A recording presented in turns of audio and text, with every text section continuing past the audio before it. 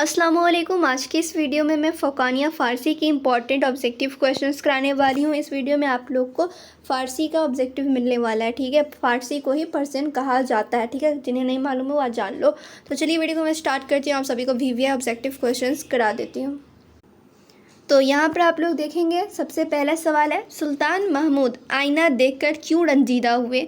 तो वो उन्होंने आईने में अपना शक्ल देख लिया था, यानी अपनी बदसूरती से सुल्तान महमूद आईना देखकर रंजीदा हो गए थे। ऑप्शन अलीफ हो जाएगा यहाँ पर करेक्ट।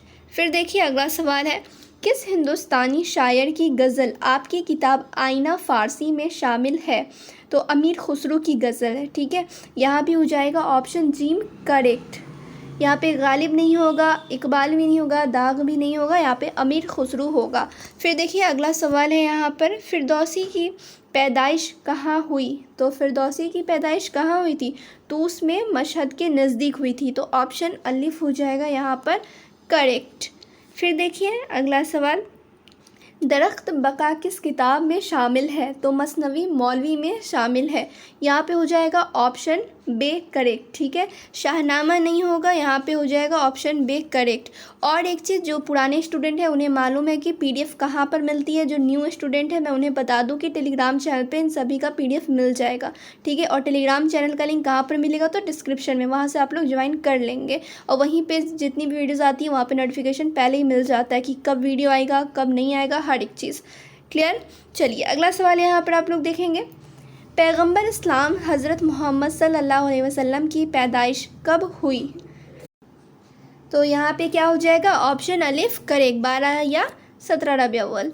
चलिए ये थे कुछ ऑब्जेक्टिव क्वेश्चंस, और कुछ इंपॉर्टेंट क्वेश्चंस मैं आप लोग करा देती हूँ। तो यहाँ पर आप लोग देखिए, हाफिज़ शिराज़ी किस सिनफ़े शायरी के लिए मशहूर हैं। तो यहाँ पे हो जाएगा ऑप्शन बी करेक्ट, यानी कि बे हो जाएगा राइट आंसर, गज़ल, ठीक है। रुबाई के लिए मशहूर नहीं है, गज़ल के लिए मशहूर है, यहाँ पे होगा बे करेक्ट। अगला सवाल है यहाँ पर, बुस्तान के मुसन्निफ़ कौन है, यानी बुस्तान को किसने लिखा है, ठीक है। राइटर्स कौन है, तो सादी, ठीक है। यहाँ पे हो जाएगा ऑप्शन अलिफ करेक्ट। फिर देखिए अगला सवाल है, इनमें से कौन गज़ल के शायर नहीं थे। एक बार ध्यान से आप लोग सवाल देखेंगे, इसमें कह रहा है इनमें से कौन गज़ल के शायर नहीं थे, ठीक है। नहीं यहाँ पे लिखा हुआ है, तो यहाँ पे आप लोग देखोगे हाफिज़। तो ये हाफिज़ जो थे, क्या ये गज़ल के शायर थे। तो बिल्कुल हाफिज़ जो थे वो गज़ल के शायर थे। खुसरो भी शायर रह चुके हैं, सादी भी रह चुके हैं, उमर ख़याम, ठीक है। ये गज़ल के शायर नहीं थे, यही हो जाएगा राइट आंसर। फिर देखिए अगला सवाल है यहाँ पर, दर झील में रुबाई का मशहूर शायर कौन है। तो यहाँ पे जो नीचे दिया गया है इसमें रुबाई का मशहूर शायर का नाम पूछा जा रहा है, कौन है इसमें से, ठीक है। तो अमीर खुसरो जो है रुबाई के मशहूर शायर हैं, या फिर उमर ख़याम है, या फिर यहाँ पे हाफिज़ शिराज़ी, ठीक है, सैयद शिराज़ी, कौन होगा राइट आंसर। तो यहाँ पे हो जाएगा ऑप्शन बे, ठीक है, उमर ख़याम।